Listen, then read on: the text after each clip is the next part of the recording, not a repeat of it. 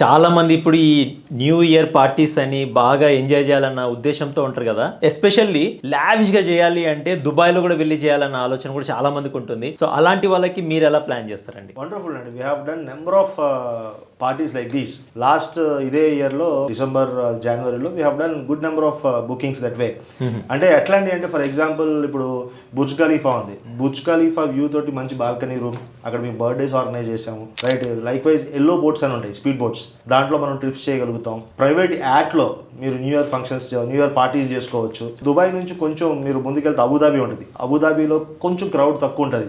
అబుదాబిలో మీరు చక్కగా మీరు అక్కడ పార్టీస్ ఆర్గనైజ్ చేయొచ్చు. So we have got multiple options అండి. Dubai is a beautiful country.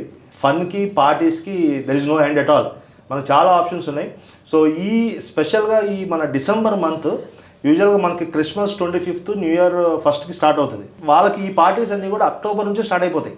మనకి దుబాయ్కి వెళ్తే ఆల్రెడీ క్రిస్మస్ వచ్చేసిందేమో, ఆల్రెడీ న్యూ ఇయర్ వచ్చేసిందేమో ఫీలింగ్ వచ్చేస్తుంది. ఎందుకంటే ఈ గ్లోబల్ విలేజ్, మిరకల్ గార్డెన్ అనే పాయింట్స్ ఏవైతే ఉన్నాయో ఇవన్నీ already ready for the tourist. Burj Khalifa is waiting for tourist. Desert safari very much waiting for the tourist. So ఇట్లా సిటీ అంతా కూడా, దుబాయ్ అనే ఈ కంట్రీ అంతా కూడా ఆల్రెడీ ప్లాన్ ఉంటారు 2-3 months నుంచే. సో ఈ నవంబర్, డిసెంబర్ అనేది very good time to visit for any party or a holiday or any fun activity. Okay, thank you. Thank you.